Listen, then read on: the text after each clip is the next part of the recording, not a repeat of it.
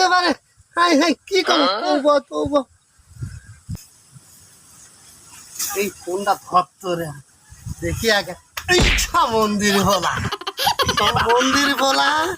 কি বাসু মনে হয় যে একেবারে পেটের বউ দিয়ে বসে আছু আমার পিঠি